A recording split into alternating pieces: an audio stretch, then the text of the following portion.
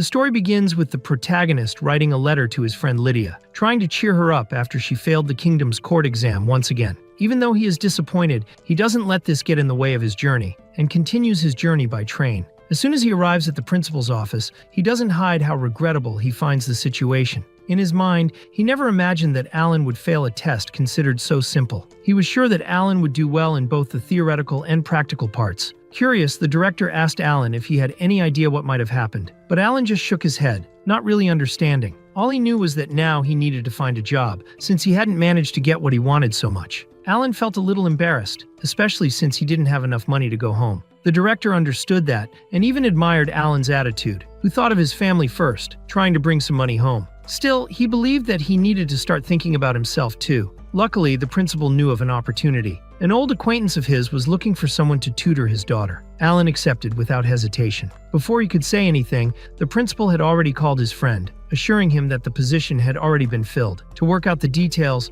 the principal decided to send his familiar spirit. Alan's student would be none other than the daughter of Duke Howard, one of the 4 great houses of the duchy. She needed to be prepared to enroll at the Royal Academy next spring. Her name was Tina. Just hearing that, Alan could already feel the weight of the challenge. Teaching a noblewoman would be no easy feat. The headmaster even bought his ticket, making it clear that he had planned everything from the beginning. Back in the present, Alan was traveling to the girl's house, remembering how excited the professor had been about the idea of him being the young woman's tutor. Upon arriving in the capital, he was greeted by a biting cold. Consulting his map to get his bearings, he was approached by a man who asked if he was Alan. Upon confirmation, the man introduced himself as Graham, the Howard family's head butler. Right behind him was a young woman named Ellie, who was training as a maid. They showed him the car, but there was one problem. The space was small. Graham asked Alan if he would mind if the girl sat on his lap. Alan looked a little embarrassed, but Ellie naturally replied that she didn't see a problem. And so it was. When she got into the car, she sat directly on his lap. During the drive, Alan commented on the cold. Graham said that if it continued like this,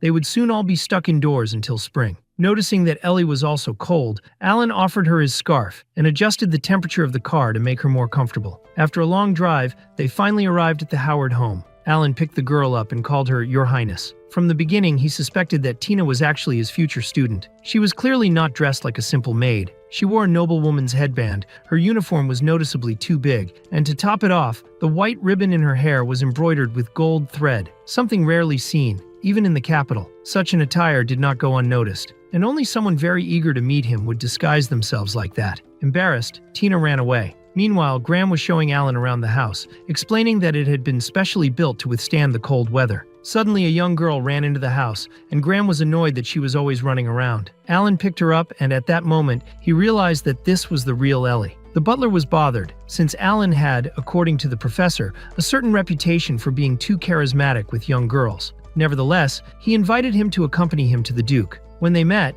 Alan thanked him for the opportunity. The man introduced himself as Walter and said that before hiring Alan, he wanted to make sure with the professor that he was the best person for the job. Alan said that, according to the professor, he was supposed to help Tina get accepted into the Royal Academy. But Walter realized that the professor had not told him everything. Alan asked if there was any conflicting information. Walter confirmed that, yes, he wanted to hire him as a tutor, but his real mission was to convince Tina to drop out of the academy. Alan was surprised and didn't understand right away. Walter then explained more about his family. The 4 ducal houses were rewarded with large territories for founding the kingdom, one in each cardinal point. These families have strong ties to royalty and are therefore referred to as highnesses rather than simply graces. The Howard family, for example, has ruled the north on behalf of the crown for generations and has always prided itself on its martial prowess. But this has been lost in their generation. His wife died when Tina was still young, and now his only heirs were his daughter Stella and Tina. The eldest, Stella, entered the Royal Academy, but never showed any talent for magic. Walter doubted that she would ever master the family's ultimate spell. Tina, on the other hand, had mana, but was unable to cast even the simplest spells. Great sorcerers tried to understand why,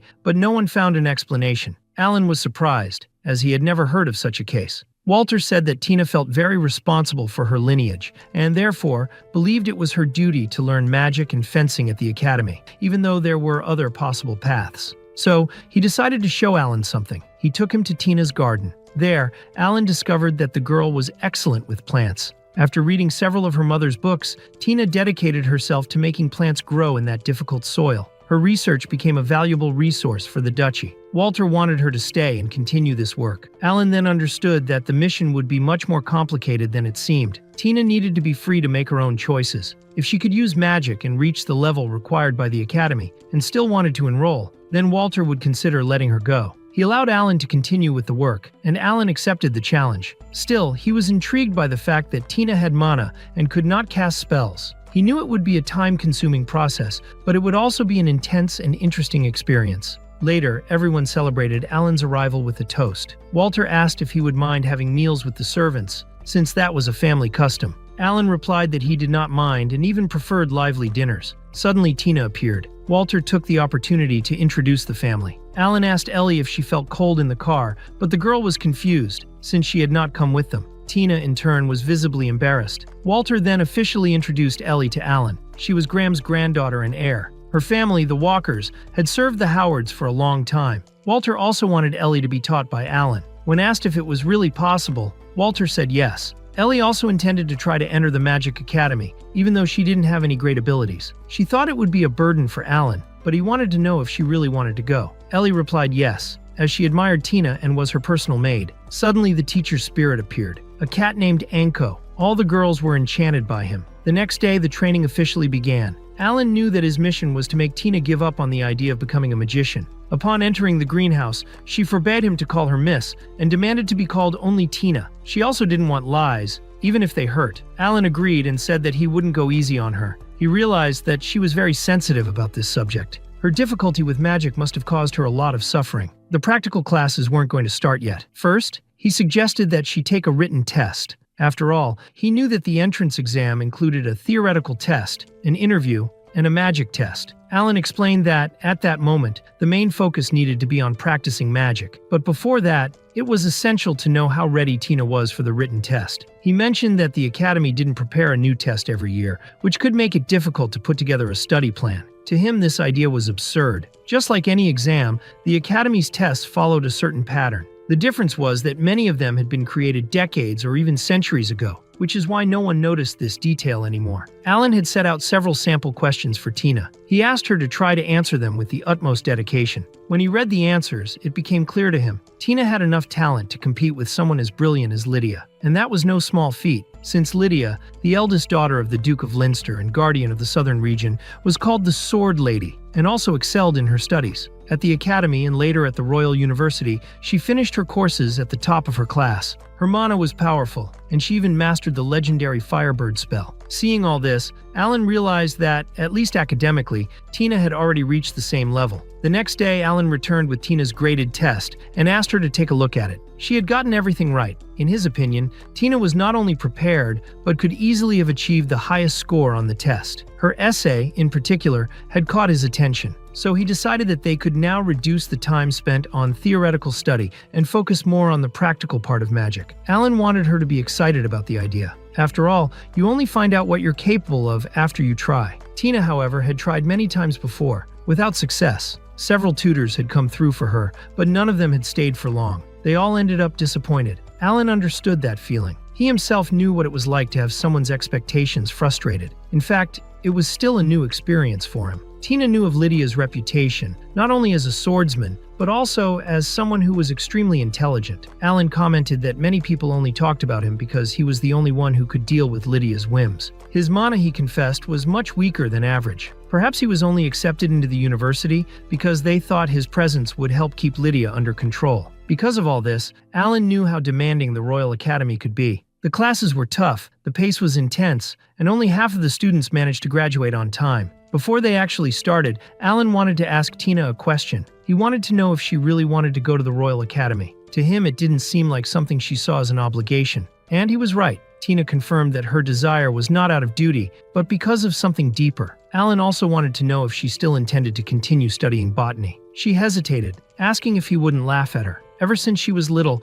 her mother had read her illustrated books about ancient magic. She had always admired those incredible magics that only appeared in legends. Sometimes she dreamed of mastering spells as powerful as those. Alan knew that nowadays, there was no one who could perform magic of that level. Even so, he was determined to help her in whatever way he could. If that was her wish, and she was willing to follow through with effort, they would find a way. Tina thanked her sincerely. That was when Ellie appeared carrying a bunch of candles. As she approached the table, she tripped and everything flew into the air. Alan reacted quickly and used magic to recover the objects before they fell. After that, he thought it was best to start training. He explained the basics of magic, the 7 main elements: fire, water, wind, earth, lightning, light, and darkness. Each person is born with a natural affinity to one of these elements, and this influences where they excel or not. He wanted to know more about Tina's family and which affinity she inherited. She said that hers were water and wind affinities, and that by combining them, they could cast ice magic. Alan thought this made some sense,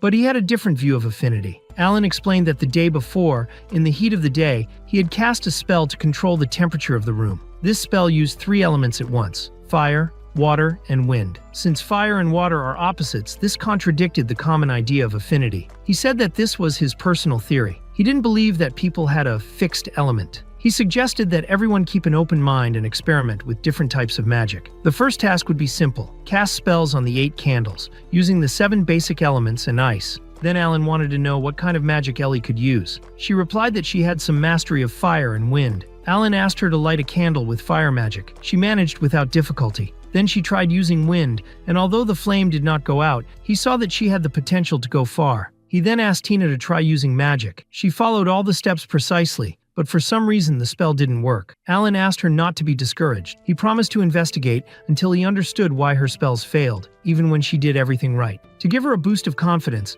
Alan showed off one of his own magic tricks. It was impressive, and the girls were left speechless. Deep down, Alan knew he had always been seen as a hopeless person, but he had still managed to go far. She figured if he could do it, Tina could too. Sometime later, a letter arrived for Alan's friend. He explained that he would be staying at Ducal Howard House until spring. He said that his heart was broken, and that the next time they saw each other, he wanted her to go easy on him. He also asked her, half-jokingly, not to use the Firebird against him. Her friend was angry. She thought it was absurd that he would make such a decision without asking her opinion.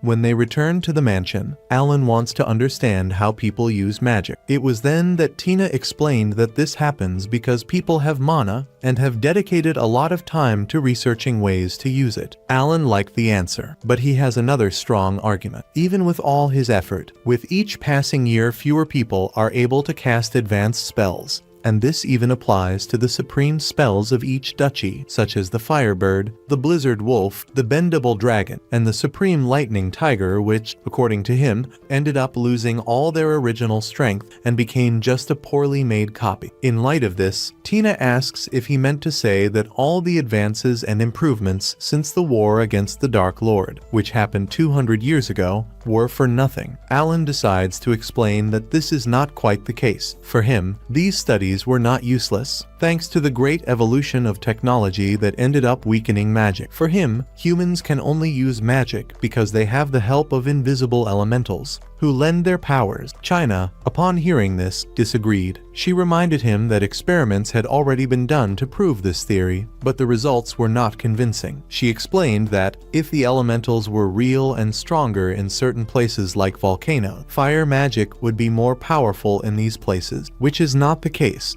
In some cases, even water magic has proven to be stronger in such environment. Alan, unfazed, replied that he had studied the subject extensively, and he asked, if they have not yet managed to prove the existence of elementals, how can they be sure that the experiments were successful? This question made China a little irritated. She countered, saying that this type of questioning was invalid. But Alan wanted to provoke exactly this type of reaction. Continuing, he said that, if elementals really exist, he doubted that they would care about elemental affinities as humans imagine. However, Alan explained that almost all magic formulas nowadays require the activation of a single element. And in that context, if the elementals were forced to do the same thing over and over again, would they still be willing to lend their magic? The girls thought about it and agreed that probably not. So Alan said he was trying to change these formulas. His idea was to increase the blank spaces within them, creating new possibilities. He said he would like them to try using these new formulas. Turning to Eli, he suggested that since she had already mastered fire and wind magic, she should now try other elements. Ruby, who was nearby, tried to follow his advice, but couldn't. She apologized, calling herself useless. Alan approached her affectionately, reassuring her and making it clear that she wasn't useless. Gently, he encouraged her to try again. These words had an effect. Ruby concentrated again and managed to light the candle. It was a moment of joy.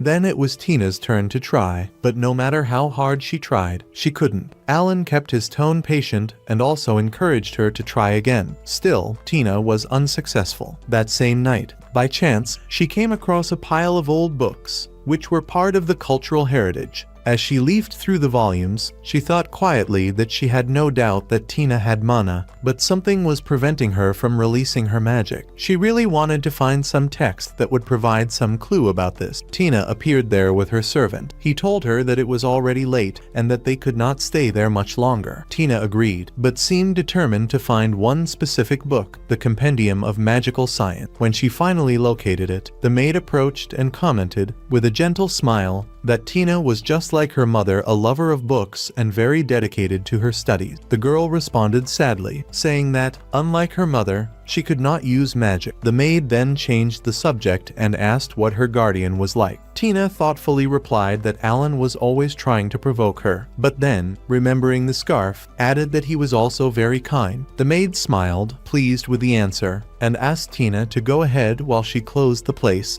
As soon as Tina left, the maid called Alan to appear. He was surprised to be found, but she quickly introduced herself as Shelley Walker, the housekeeper. In a respectful tone, she apologized for interrupting him, but explained that she needed to talk about Tina. She said that whenever a new tutor was hired, he would end up disregarding Tina because she couldn't use magic. This hurt the girl deeply, and she would cry in secret. Even so, she never gave up on her dream of entering the Royal Academy. When she found out that Alan was coming, she was very happy and told Shelley, with shining eyes, that he was the mastermind of the Sword Lady. So, knowing the young woman's admiration for Alan and Lady Lydia, the governess made a sincere request that he help Tina. Alan replied with conviction that this was exactly why he was there, and, since they were talking, he took the opportunity to ask the maid a favor. The next morning, Tina was quite agitated. She screamed that she couldn't accept what was happening and wanted an explanation. That morning, Alan and Eli had gone out for a walk. Alan was helping her pick some vegetables and, of course, had told her that they would go out together. But that wasn't enough to calm Tina down, so she went to Eli to get some answers. She asked her what she thought of the teacher. Eli was surprised by the question, but she answered honestly that she wanted to be with Alan. Tina,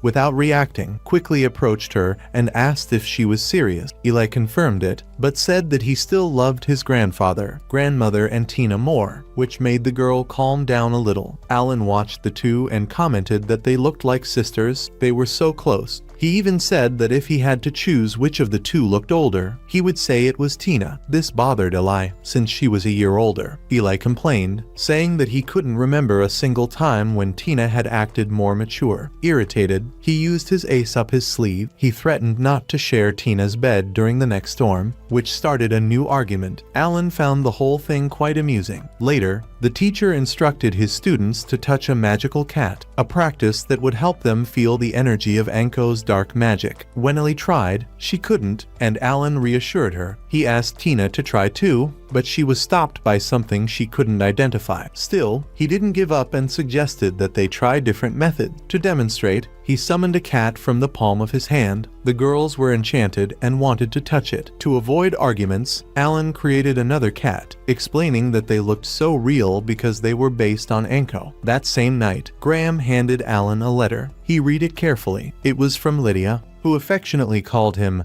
Dear Young Master Runaway. In the letter, she said she had heard from him, but was upset to learn that he was working with the Howards. He wrote that if he needed a job, he could have come to her house. He then mentioned that he had seen Tina a few times and knew about her family. He stressed that the situation would not be easy, even for Alan. However, if he used the right method, he might have a chance. Despite everything, she would not allow him to do so. It was something that involved someone other than herself. At the end of the letter, she mentions that she hopes to meet him again during the tests at the Royal Academy, and she stresses, without ceremony, that if he tries to escape, she will pursue him to the farthest corners of the world, beat him to dust, and then set him on fire. To close, she signs off as your loyal pursuer, although, in the body of the letter, she says that she is not demanding a daily response, but that he could very well write at least once a week. Tina then asks what Lydia wrote. The protagonist replies that it's nothing serious, that she's just pulling his ear and asking him to keep in touch often. Eli, in turn, comments that it's clear that Lydia thinks about him a lot, even though the protagonist finds it hard to believe that her feelings are that sweet. With classes resuming, Alan comments that Eli has shown good progress,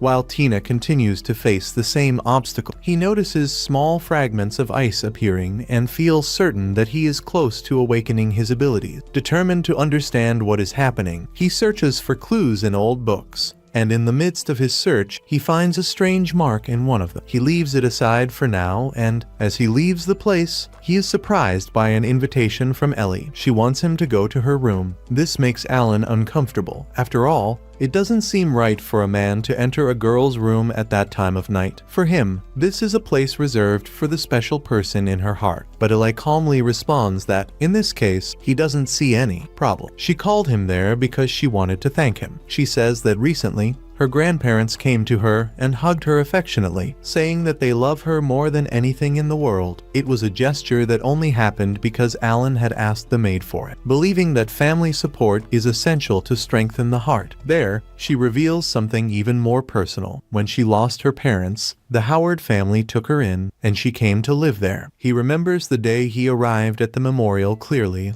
as if it had happened yesterday. One strong memory is of the little girl who followed her everywhere without stopping Tina, probably because she was feeling the same fear, since she had also lost her mother. More sensitive to each word, the blonde opens up, saying that she often feels insecure, as if she is not good enough, or as if there is no place in the world made for her. So she decided to take courage and asked the master to let her try to enter the Royal Academy. The student sincerely congratulates her, saying that she has taken a very important step on her own. He reinforces that she is talented and that she is not alone on this journey. He also insists that she needs to trust herself more, but at the same time, it ends up affecting Tina, even without meaning to. Despite her efforts, she feels like she can't keep up, and she begins to wonder why. Even though she tries, she can't get results. Alan watches and thinks that maybe it's a matter of trial and error, but all things considered, he remembers the request he received from Tina's father. If she couldn't keep up, he should convince her to give up on entering the Royal Academy. Her father knew how cruel the world of nobility could be, and he feared that his daughter would be hurt even more than she already was. So he begged him with all his might that, if necessary, he could make her give up. Although reluctant, Alan ended up accepting. That night, Tina continues training, and Alan, noticing this, decides to accompany her. After seeing that she still cannot use magic, he spends the night investigating the reason until he ends up falling asleep. The next morning, when he goes downstairs to meet Tina and Eli, he finds only the white-haired girl sleeping. She asks if that book he was reading will help him in any way. He denies it, saying that he only reads for fun. The girl calls him a liar, since she knows that he spends his nights awake studying, and proof of this is that morning he didn't even show up for breakfast. Tina then stands up and asks, with a shaken voice, for him to be angry with her, to blame her, because she knows that her lack of talent prevents her from using magic. She admits that she loves him and Eli, but confesses that when she sees her friend's praise and progress, she starts to feel bad things, feelings that are difficult to deal with. As she vents out loud, the ice magic spreads uncontrollably around her. Eli arrives at that moment, and Alan quickly asks her to step away. Don't forget to leave a like so I can bring more parts, if possible. Subscribe to the channel to support and give that extra boost. I'm off now. See you next time. Bye. Tina, deeply distressed, tells Alan, our protagonist, that whenever she sees Ellie progressing and her sensei paying attention to her maid, horrible feelings arise within her, clearly demonstrating her jealousy of their relationship. At that moment, overcome by this mix of negative feeling, a powerful ice storm begins to emanate from her mana, covering the entire greenhouse room in a matter of seconds, so intense that it was barely visible. The storm begins to push Alan back with its enormous power, but soon Ellie arrives in the room, calling for her sensei, utterly concerned about the situation. However, Alan, concerned for his student's safety, asks her to step aside and immediately calls for Tina, who could not hear him from within the storm. In her core, Alan reflects on the situation, noting that her mana is completely out of control, and wonders why it's working now, since before, no matter how hard they tried, it wouldn't manifest. He concludes that, at this rate, Tina will be in danger. Ellie, near the door, which was furthest from the storm, screams for Tina's name to try to help. However, Alan tells her to call her grandfather, Mr. Graham, since he could be of better help that way. Hearing her master's order, she runs to Mr. Graham. Meanwhile, Alan tries to conjure some magic to contain the blizzard before something worse happens. However, his magic is unsuccessful, and he soon realizes he can't penetrate the storm. Then, he questions that horrible feeling in his heart as if something were crushing him from within, and concludes that there was something going on there that he didn't yet understand, something too mysterious. Thus, he decides that the situation might require desperate measures, even though he never wants to resort to that option again. Soon, he tries to call out to Tina, asking her to answer if she can hear him. Inside an ice dome, Tina hears her master's voice, realizes what is happening, and calls him back, asking, deeply confused, what is happening there. The protagonist, relieved to hear her voice, asks her to remain calm and listen to him. He then reveals that, at that moment, she was letting her mana run wild, and if this continued, she could lose all mana and, in the worst-case scenario, lose her life. Concerned, she asks what she should do in this situation. Alan replies that he will use a spell that will link his mana to hers, allowing him to control hers. Tina questions whether something like that would actually be possible with magic, and he replies that he's accomplished this feat before. He makes it clear that it won't be very pleasant, but still asks her to allow the mana bond. She accepts her master's request and tells him not to worry, as she trusts him. He raises his hand in thanks, tells her to prepare,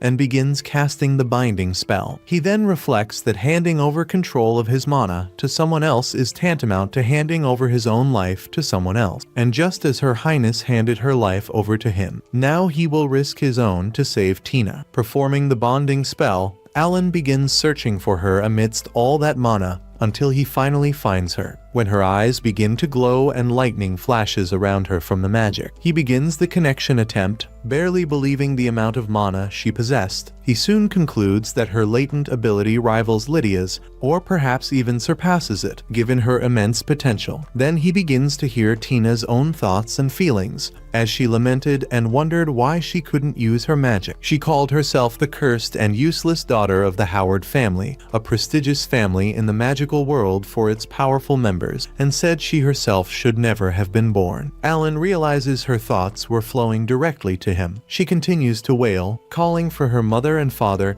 and finally begs for help. At that moment, Alan calls out to her, and she can hear him in her thoughts, calling for him back. A light dawns within her, and suddenly, a sort of ice bird forms behind Tina and flies away. Alan realizes that the blizzard has weakened considerably and wonders if the ice creature was trying to help him. Seizing this suddenly presented opportunity, he summons a firebird which, while not quite a match for the real thing, would be sufficient for the situation. The firebird then strikes the wall of ice surrounding its apprentice, melting it and finally freeing her, finally ending the storm. They finally see each other, and Tina smiles in relief. Alan approaches and hugs her, relieved that she's okay. Just then, he sees ice particles in the air and, looking up, notices the ice bird flying, saying in a feminine voice that it finally found a key. Before disappearing, Alan asks Tina if, during the entire storm, while they were communicating, she saw or heard anything different. She replies no, that she only heard her master's voice. Thus, he realizes that only he saw that phenomenon. Soon, a blushing Tina calls Alan over and comments that being connected to his sister is a strange feeling. Alan then realizes he hasn't broken the bond yet, and then dissolves it, blushing and finally saying he's relieved she's okay. He then stands up, saying they should look for Ellie now that everything is okay. But before he can leave, Tina grabs a piece of his shirt, blocking his exit, telling him not to go and continuing to hug her like that. In that moment, only in that moment, he was her teacher and no one else's.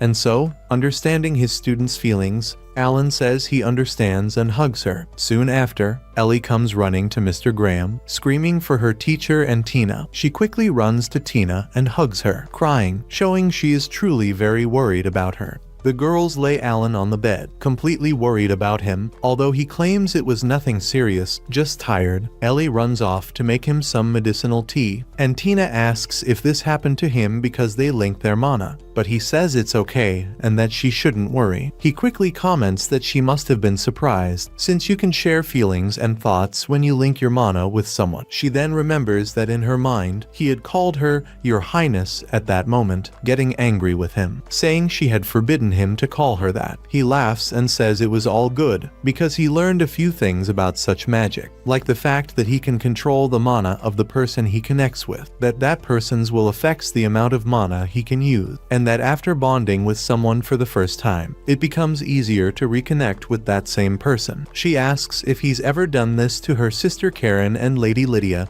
at a time when he had no other option. After all, connecting one's mana to someone means taking their life into one's own hands. Because of this power was very dangerous to use, as it allows him to use other people's mana as he pleases, and should never be used carelessly. Because of this, he asks her to please keep this between the two of them. She asks if he wants to keep a secret from her as teacher and student, and he confirms, saying she couldn't even tell Ellie, so she happily agrees. Later, in his room, while reading some books, he ponders the entity that was with Tina and how it affects her, thinking he needed to investigate further. The next day, Mr. Graham takes the professor and his students to a new spot in the greenhouse, designated specifically for the protagonist to conduct his magical training. The protagonist comments that it's quite spacious and immediately asks Tina to try activating a spell now. She tries and does indeed activate it, but uncontrollably, creating a column of ice that accidentally pierces the ceiling. The protagonist is surprised by such power and thinks that whatever is inside her is somehow influencing her, in addition to stopping her magic from canceling out. Not to mention that, due to the mana bond, Tina had acquired some of his mastery over magic. He approaches, praises her for her achievement, and says that starting today they would begin learning to moderate the strength of her spell. Suddenly, she hugs him while crying, saying that she had finally mastered magic. Alan, smiling, says that it was her effort that paid off, praising her some more. Ellie comes to her, also crying over her friend's achievement. Alan then says that, with a little more training, they will both soon be ready for the Royal Academy. Alan looks at Graham and says he needs to notify Duke Walter about this immediately, but the butler says the Duke has been away for a while. Later, in his room, Alan writes a letter to his teacher. After some time, the postal griffin delivers the letter to his teacher. As soon as he receives it, a friend of Alan's appears, asking about him. The two read the letter together, noting that he called his teacher the sixth most likely faculty member to incur gambling debt. Soon, they both laugh together and realize he's making progress in his classes with the girls, but he requests that military-grade scrolls of ice-resistant barriers be sent as soon as possible, due to Tina's uncontrolled magic. Both the teacher and his friend are proud that Alan is succeeding. Alan, in his room at night, is trying to understand what that entity was, reading several books in a row, and begins to wonder what mark was among the books he was reading, thinking it was as if someone had predicted he would come to research. The next day, he tells Ellie to try her darkness magic, and since she doesn't succeed at first, he asks her to visualize the magic in her mind and try more calmly, helping her succeed. Soon after, he asks Tina to try, but again the magic comes out too strong, piercing the ceiling. So, he tells her she needs to focus more on restraining the excessive use of mana in her execution. He quickly comments that Ellie was progressing well, and so she would try practical training next. Tina complains that the professor is too soft on Ellie and asks him to be kinder to her, but Alan says he can't go easy on her magic practice. This upsets her, calling it unfair, mean, and favoritism. He tries to argue, but she persists in her argument, reminding Alan of Lady Lydia because of Tina's action. He soon thinks she hasn't sent letters in a while, wondering how she's doing. The girls realize he's thinking about something else and start asking him to tell them. Soon, the butler appears, observing the scene, suspiciously saying he has a way with young ladies. Later, the butler begins training with his granddaughter Ellie, while Tina explains to Alan that the walkers train daily to better serve the family. Alan congratulates Ellie on her efforts and quickly says it's Tina's turn to try her magic.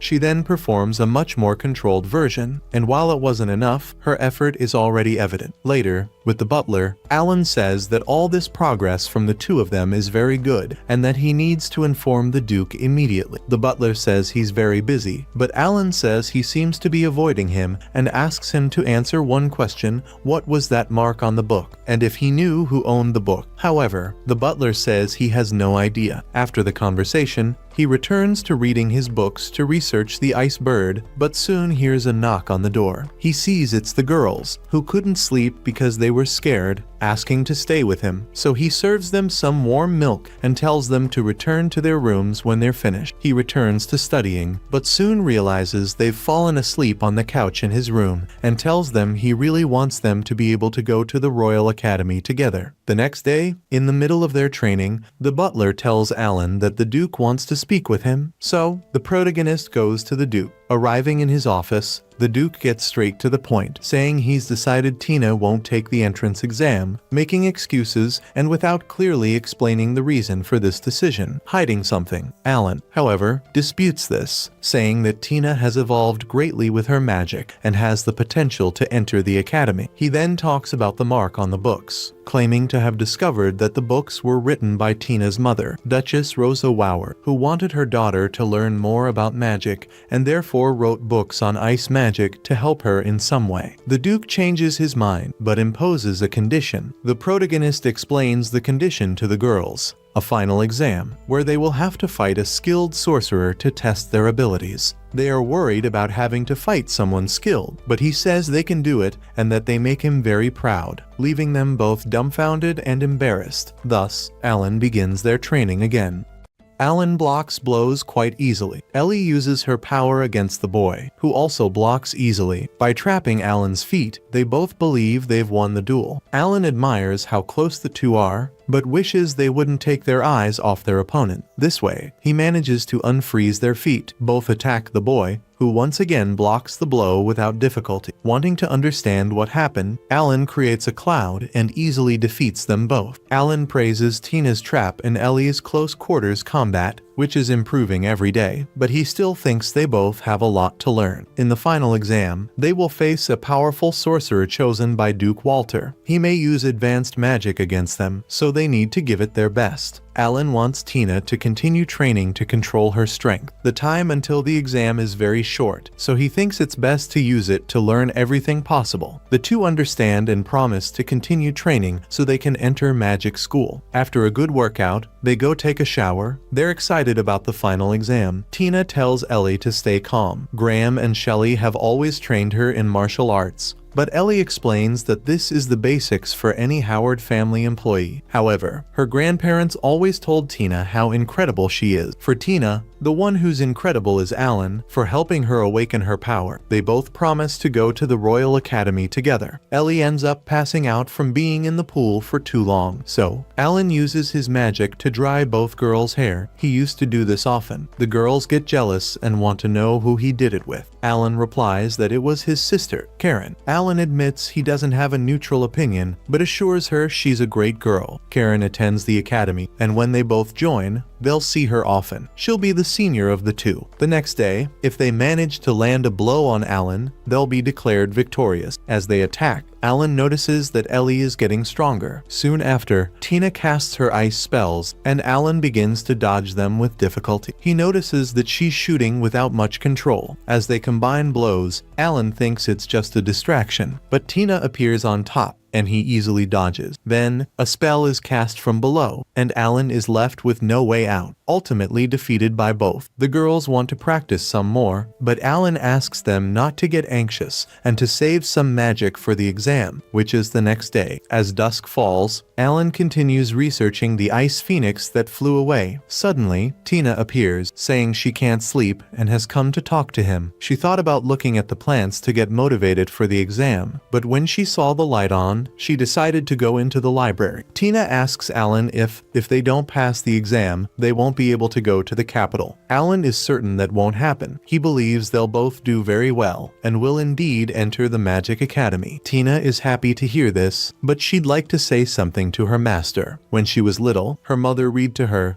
and Tina admired the heroes who cast great magic. She always saw these spells depicted in books: the flaming lion, the fiery kiln, the jade green bird of healing, the stormy kingfisher, and the ice bird that freezes everything, the frost crane. The frost crane is shaped like a crane, a bird now extinct. Tina believes that great magic truly exists. That's why she wants to go to the capital, to the Royal Academy. It's a story her mother always told, and Tina wants to prove it's true. She's embarrassed that Alan is the first person she's told this to. Alan thanks her for being the first. The boy asks if he can look at a book. In the last few months, he's read several books there, many with bookmarks on basic ice magic formula. The last page of each bears the same person's mark. Tina realizes it's her mother's trademark. Alan has never met Tina's mother in person, but when he sees all the notes she left, he clearly sees her concern for her daughter. The formulas Alan is teaching all come from these notes. The girl is overcome with emotion, begins to cry, and hugs Alan. Tina promises that she will win the next day and enter the Magic Academy. Arriving at the room where the great battle will take place,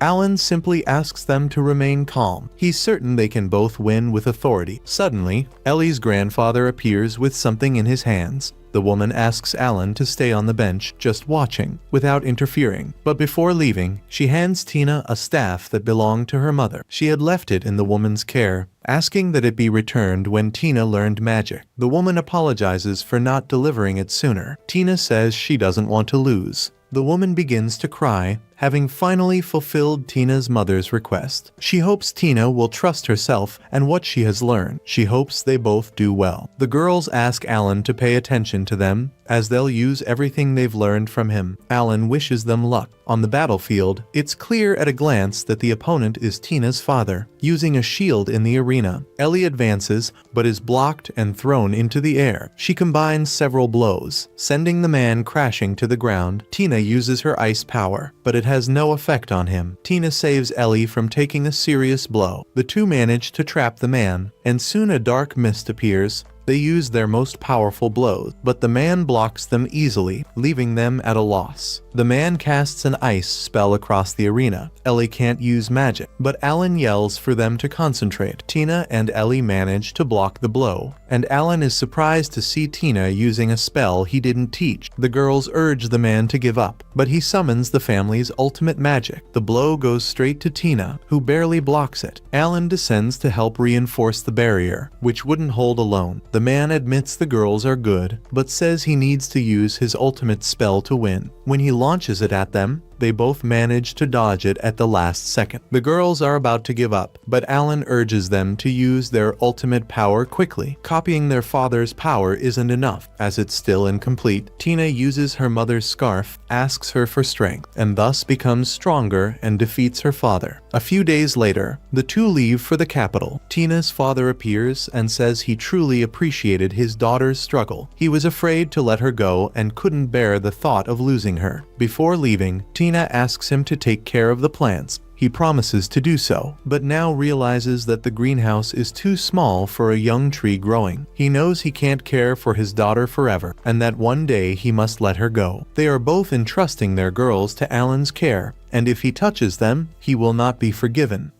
After so long, the protagonist finally returned, and Lydia didn't think twice before welcoming him with a merciless blow. Deep down, she seemed to hold a grudge for having been left waiting.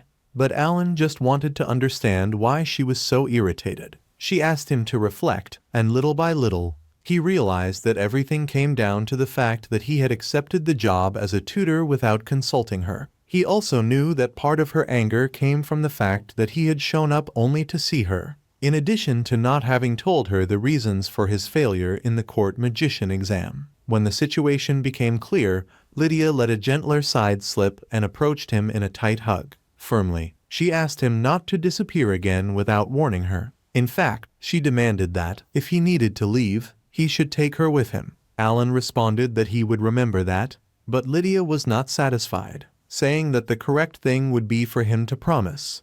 "I will never forget, and I beg for your forgiveness." The protagonist apologized, but at that moment, Anna appeared, revealing that Lydia had taken a long time to choose the dress to welcome him. He took advantage of the information to compliment her on the choice and even gave her a gift, congratulating her again for having passed as a court magician. She thanked him, but quickly changed the course of the conversation. She wanted to know about Tina and how she had suddenly been able to use magic. Alan had no way of explaining it, but decided that, before giving any hasty answer, he would investigate the case better. Lydia asked whether he trusted Tina and how he believed she would perform on the entrance exam. Alan had no doubts. He was convinced that Tina would place first, and that he, at the very least, would reach the group of the top 5. Lydia, however, reminded him that her sister would also take the exam and doubted it would be easy to surpass her. Alan thought that Line had talent, but she would face strong competition. After all, Tina had managed to cast advanced spells shortly after learning magic, something rare to happen. Even so, Lydia seemed excited to see the results,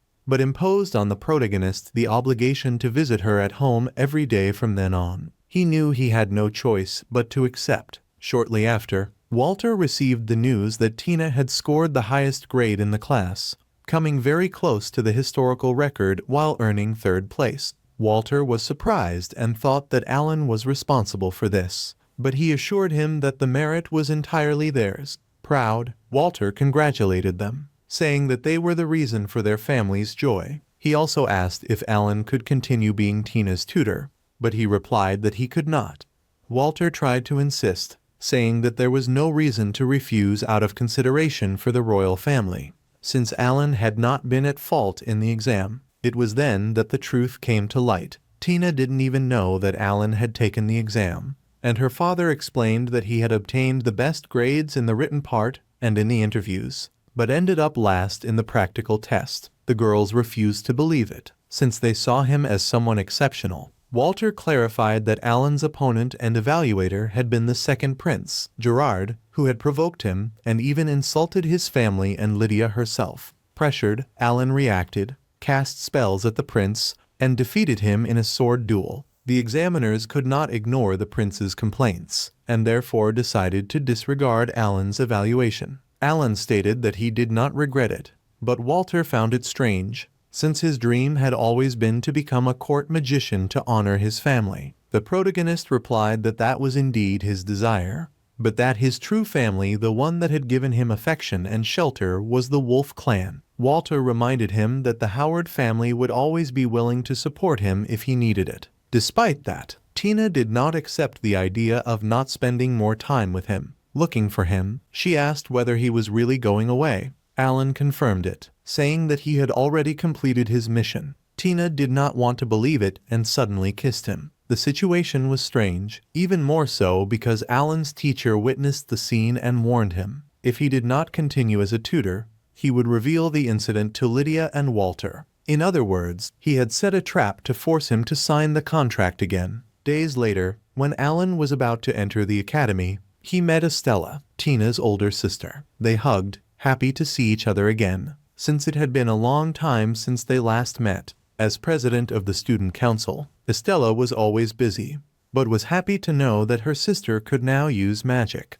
Tina explained that it was all thanks to Alan and that she would soon have to introduce him. The next morning, the ceremony was about to start. Alan dressed elegantly, at Lydia's insistence, and took the opportunity to congratulate the girls for entering the academy. Soon, Lydia's sister, Lynn, appeared and complimented the protagonist's appearance, followed by Lisa, the mother, who welcomed him with the affection of almost a son. Anna, watchful, recorded everything to show Lydia later. Since she could not attend, the environment gathered the three of them, but it was clear that Tina and Line did not get along. It was raining, and while Line hated the cold and preferred the heat, Tina was the exact opposite. The redhead commented that, in skill, there was not much difference between them, and that she could even replace her in the speech. Tina rejected the idea immediately. Karen, the protagonist's sister, stepped onto the stage as master of ceremonies, responsible for starting the event. Some present wondered how someone from the Wolf clan could occupy that position, but Alan's expression showed indignation. Karen asked for calm, reminding that the Lanster family would take care of that. Alan preferred not to fuel more confusion. Soon, Karen called attention to the sky. A man floated and raised a barrier against the rain. It was the Academy's director, Lord Rode. The time had come for Tina to introduce herself. Nervous, she tripped in front of everyone, being supported by Karen. She quickly recovered and gave her speech, admitting that she had been tense, but that she could not miss that opportunity. She thanked for having learned magic, said she had reached that point thanks to someone very important, and declared her desire to reach the level of the great mages, encouraging everyone to strive as well. Then, Estella gave a speech to motivate the new students. At that moment, Anna told Alan that they had received an urgent message. Lydia was in trouble. In fact, Lydia was punishing those who had insulted Alan, and now her fury fell upon Gerard, who cowardly asked for help. Fortunately, Alan arrived in time to prevent further damage and reminded Lydia that that day was far too important to be tainted by vengeance. In fact, the king himself appeared visibly curious to find out what was happening, reminding them that that day was meant to celebrate the court's naming ceremony, not to create confusion. He requested that Lydia explain everything that had happened. She, however, replied that she could not talk about that at that moment, and that, as monarch, he should understand the reason. The Prince Gerard approached and told his father that everything began when his friends convinced Lydia to look for better company. But, as expected, she ended up getting irritated and reacting aggressively. Richard, Lydia's brother, asked Gerard if he had ever considered that his actions could have stained the honor of the royal guard, but the prince countered by saying that the reprimand should be directed at the sister and not at him. Gerard demanded that the king impose some punishment on Lydia, but Alan intervened. The prince reminded him that Alan was only a commoner and therefore had no right to give an opinion. But the king allowed him to speak. The protagonist then explained to the king that Lydia only uses her sword when there is a just reason. If she could not reveal her motives in that place, he asked the king to take that into careful consideration. Gerard, always meddlesome, yells at Lydia, accusing her of having no right to speak and of entering and leaving the Lester household as she pleases, while to him she would be only a loser who failed the court exam. Taking advantage of the situation, he also makes offensive comments about the protagonist's family because they belong to the Wolf clan and concludes that he now understands the origin of Lydia's violent temper. Alan intervenes, making it clear that he cannot tolerate disrespect toward his family or toward Lydia. He asks Gerard to choose his words more wisely, reminding him that they can wound just as much as a blade. He even wonders whether Lydia might have acted with her sword precisely because she was provoked in such a manner. The king then declares that he has heard enough and orders Gerard and Lydia to return to their homes for a month, which almost resembles a childish punishment, without being allowed to go out. In addition, he forbids Gerard from having any contact with the protagonist or with Lydia during that period. Later, Alan asks Lydia if she got involved in that problem because of him. But the professor, and others arrive exactly at that moment, impressed with the protagonist's posture. Meanwhile, Shelley explains to the girls why Alan stepped away and, as they suspect that he is at Lydia's house, they end up entering Lyon's carriage to follow him. The protagonist tells Lydia that he needs to prepare for the tutoring classes, but she asks him to wait and listen to her carefully. She wants him to understand that their differences in social class do not matter, and that, if anyone tries to separate them, she is willing to go to another country with him so they can stay together. However, this moment is interrupted by some local girls who claim to be worried, although Lydia wants to know why they are so close. The protagonist explains that they were only talking, and Lydia greets Tina, congratulating her for entering the academy. Tina states that all of this was only possible thanks to the beloved teacher, without whom nothing would have happened. Lyon, on the other hand, reminds Tina that they still have unfinished matters. The 12 girls argue among themselves, each one considering herself far too superior. Later, Karen expects the protagonist to comment on Lydia's situation and on the fact that he would continue being a tutor. Alan seems evasive and only congratulates Lydia for her performance in the ceremony. At that moment, Estella arrives surprised and excited to see the protagonist. Since she is a great fan, She also thanks him for everything he did for her little sister. Karen gives the protagonist a letter from the director, who needed to step away for personal reasons, mainly worried about Prince Gerard, because he shows interest in Lydia and no one knows what she is capable of. The letter also requests that the protagonist act as a temporary teacher, which he confirms to those present. Estella becomes his guide, leading him to the room where Tina and Line are. He introduces himself as a temporary teacher, but the two students do not understand how someone so young can assume that position.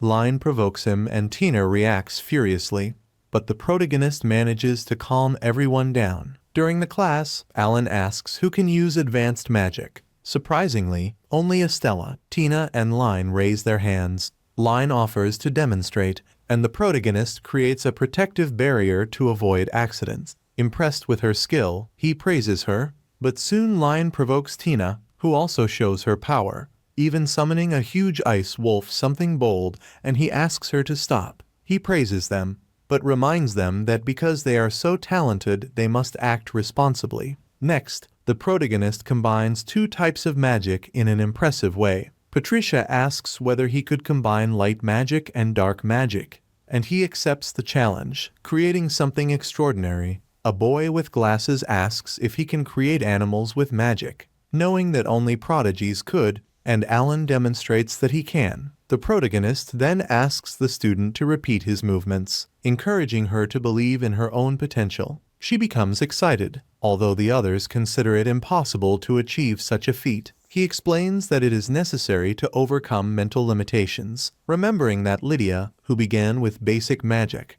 became one of the best sword users, capable of cutting spells with her blade. Estella asks if he can use advanced magic. He denies it, but states that this does not prevent anyone from dreaming and making an effort, showing that he managed to complete the academy and the university, inspiring the others. The girls were on their way to school when Prince Gerard confronted them and tried to force Lynn to accept him, also insulting her friend Verena. Lynn lost her patience and challenged him to a duel.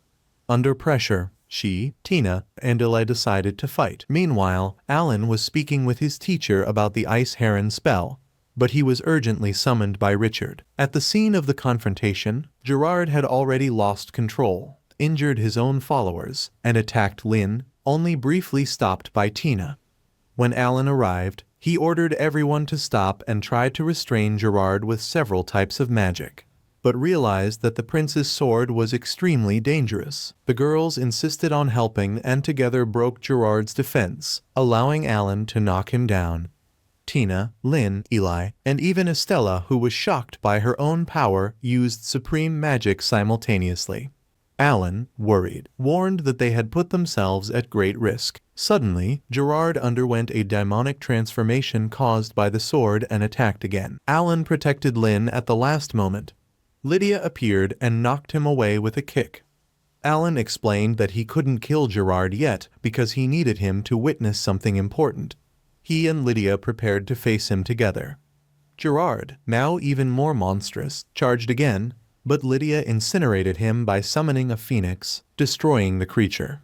But he admitted that he still did not know much about the case. Her voice echoed firmly, declaring that no one could hurt her loved ones without paying with their life. Then, she and Alan attacked together. Alan protected Lydia while she advanced, managing to cut Gerard, almost finishing the battle. But the shield of the sword activated in time. Gerard tried to counterattack, but Lydia dodged and retreated. Alan froze his legs and, together with Lydia, cast a devastating spell. Still, he commented that the difficulty would be defeating him without killing him, since the mana seemed to make him immortal. It was then that the director appeared, asking for secrecy about what he would reveal. He explained that the sword carried remnants of an ancient spell from the Great Lost Magic, the Radiant Shield. He warned that, without sufficient human skill, the weapon would consume its wielder, turning him into a monster, as had happened to Gerard. He also said that the sword, although it was a crown treasure, had been stolen the previous night.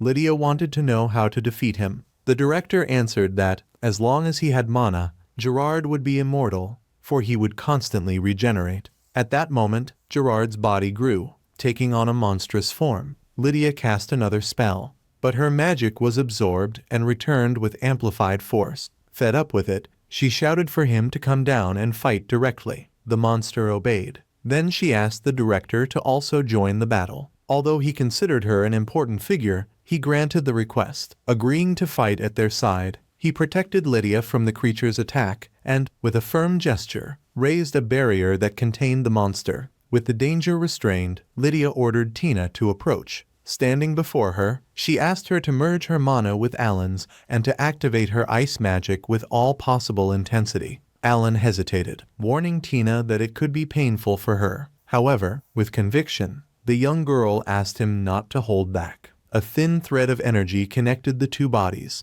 In their thoughts, they promised to give their best. Perceiving the harmony created between them, Lydia interrupted the connection and, opening her arms, urged Alan to hurry. The protagonist felt insecure in the environment, but ended up accepting. As they embraced, they merged their mana. Tina grumbled, asking why Alan had not done it the same way with her, demanding that they repeat the process. Lydia, firm, emphasized that if he felt uncomfortable, he should learn to overcome it. Alan, in a calm tone, asked them to focus on the objective. Holding both their hands, he completed the mana union. Turning to the director, Alan asked him to release Gerard and ordered Tina to activate her spell. The young girl drew a magic circle in the air. At that moment, Alan heard a voice echo, "Destroy this imitation." Astonished, he almost lost himself, but quickly regained clarity and insisted that Tina continue. From the large circle emerged an ice wolf. Gerard, after a long wait, launched his attack. The wolf dodged and, with its tail, hurled him far away. Upon howling, it summoned a snowstorm, but Gerard managed to block it and stood up even more furious. With his eye shining, Alan asked Tina to end the battle. When Gerard fired a powerful beam, the wolf disappeared and appeared in front of him, freezing him completely. Alan looked at Lydia and declared that it was her turn. Without hesitation, Lydia charged forward and stated that she would show the true power of the Lady of the Sword. Using Tina's magic, they replicated the firebird, which merged with Lydia's body. Her sword acquired the color of its sheath, and as she leaped into the air, wings emerged from her back. Tina was stunned, mentally questioning what she was witnessing. While she reflected on the legendary scarlet sword of the Linst, Alan managed to make Gerard regain consciousness, although he was taken by a dark energy. With a firm strike, Lydia cut that energy, leaving the prince unconscious and free from the monstrous form. With the threat eliminated, Stella fainted, followed shortly after by Alan and the others, all exhausted. Hours later, Alan awoke feeling pain. Lydia confronted him, reprimanding him for exposing himself. He assured her that he was fine, but she insisted that it was enough for him to trust her sword. Alan, tenderly, recalled that he preferred the sweet girl who had grown her hair long to play with him. Lydia, blushing, accused him of invading her mind and also scolded him for Tina's kiss. At that moment, Richard appeared to announce Gerard's arrest. The tension diminished with the arrival of Lisa, the mother of the family, who reaffirmed the liar's support for Alan,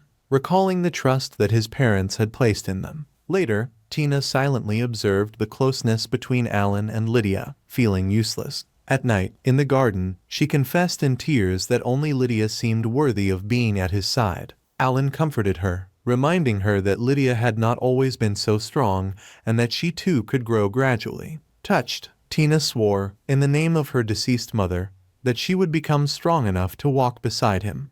Alan promised to wait for her patiently and, covering her with his coat, accompanied her back to the mansion. Later, Alan meets Ernest, president of the F Trading Company and Felicia's father. He says that he wishes to negotiate the Lanster wine and all agricultural products from Hogwarts. But Alan asks in what way he intends to commercialize such a large quantity of items. Ernest replies that this will be resolved right after the signing of the contract, guaranteeing that his company will take care of the distribution. Upon hearing this explanation, Alan comments that, since all producers mentioned in the document display the coat of arms of the two duchies, he cannot accept agreements with terms impossible to execute. Shortly after, Felicia appears extremely frustrated, telling her friends that she usually helps in the family company and that, on the previous day, her father participated in a business meeting in which he completely failed while trying to close a deal with the Lanster and the Howard.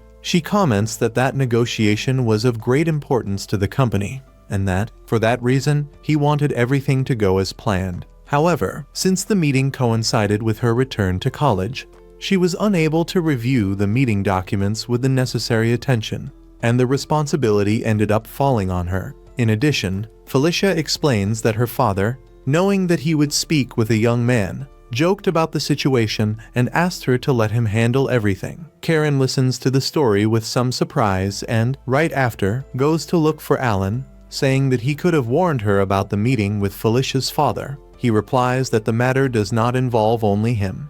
But Karen argues that Felicia was very shaken by the whole situation. At that moment, Line arrives accompanied by the other girls and hands Alan a letter sent by Anna, commenting on a possible new business partner. It is a company that suddenly stopped generating losses, although no one understands the reason. There was no change in management, only the hiring of more employees, but nothing indicates that this increase in staff would justify the financial recovery. Alan admits that he has no idea who is responsible, so shortly after, he meets Felicia, who apologizes for her father's harsh behavior the day before. Estella and Karen accompany her to support her, and Alan tries to calm her down, stating that he has already noticed that she is the one who keeps the company running. He explains that he discovered that the company stopped suffering losses without making any external changes because someone revitalized it silently. Starting from this point, he notices a significant change.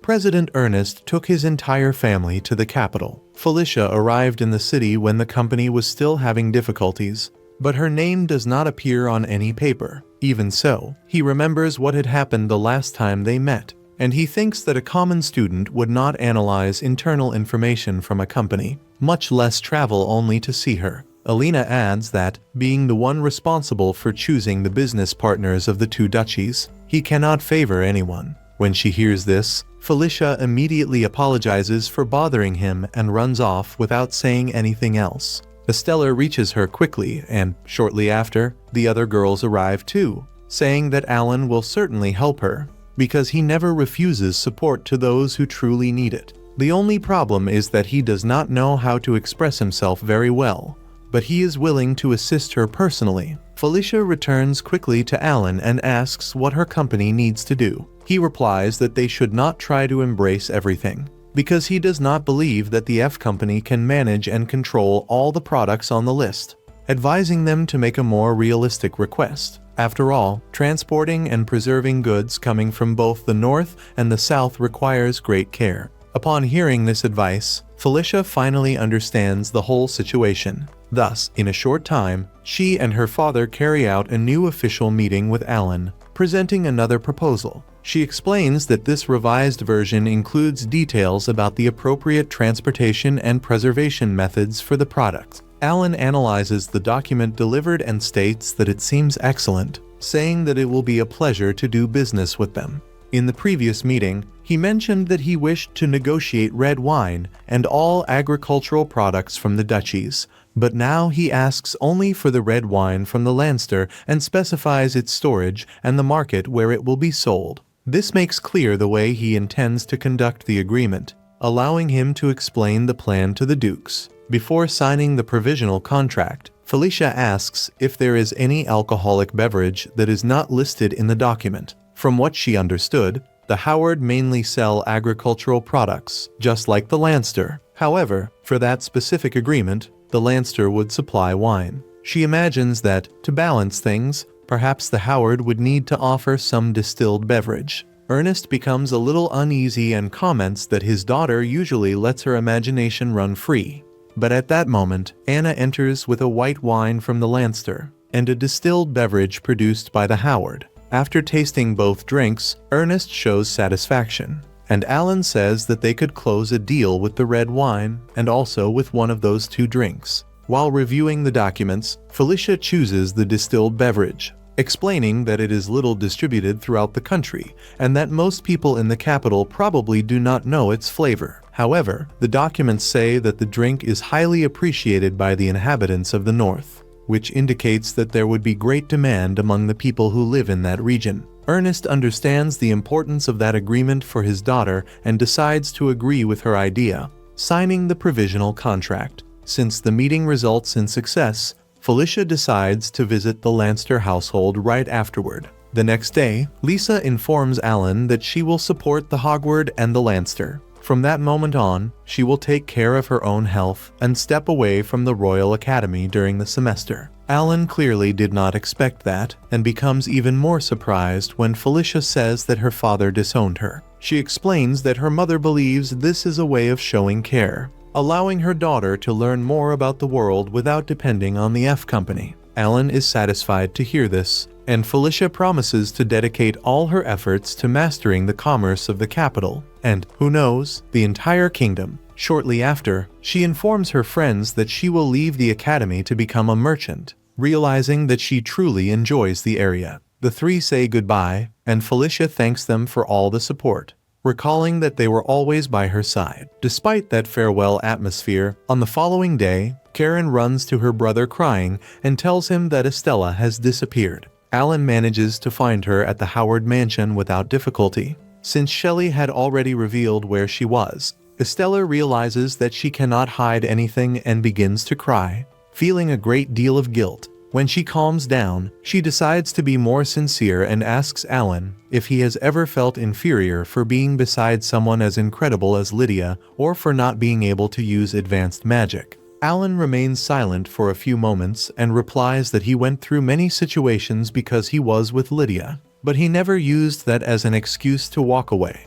He says he has always believed that staying by her side must have some purpose. To him, Lydia is a genius, someone stronger and more beautiful than anyone around. In contrast, he does not possess lineage, power, or a large amount of mana. Countless people are more impressive than he is, but that will never stop him from continuing to strive. And, according to him, there is no reason to compare oneself to anyone. Even carrying that weight in her chest, Estella still says that, in her eyes, Alan is someone truly admirable. Because, even without surpassing her in any skill, he was only unable to take over the student council because of his beast condition and not due to lack of talent. Estella reflects that. On the other hand, she herself managed to become president despite considering herself a complete failure. Something that only happened because she was born as the eldest daughter of Hogwarts. While thinking about this, she also remembers that Felicia is extremely determined.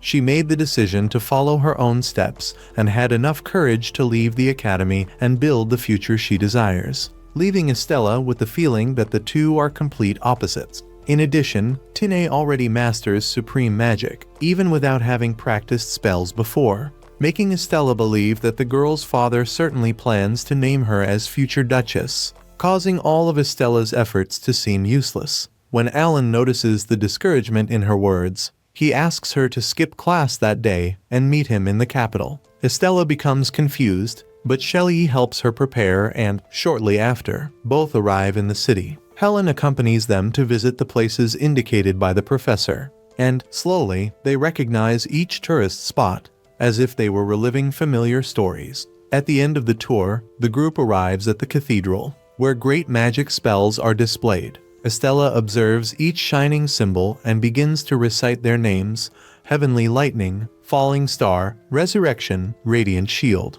Flames of Devastation, Watery Tomb, Seismic Swarm, and Dividing Winds. Alan shows surprise that she knows all of them, and Estella explains that her mother taught them, saying they were spells used by heroes in ancient eras. He remains intrigued, for he had never heard those names before, and there was no record of them at all. Neither teachers nor directors possessed knowledge about them, which leads him to wonder why Rosa Howard had such knowledge. After leaving the cathedral behind, Alan decides to reveal his favorite place to Estella, so he picks her up in his arms and, before she can react, they fly through the dark sky until they reach the top of a huge building. There, he repeats the same words her mother used to say: "On nights when sleep does not come, just remain in silence observing the moon and the stars, for the elementals will guide you."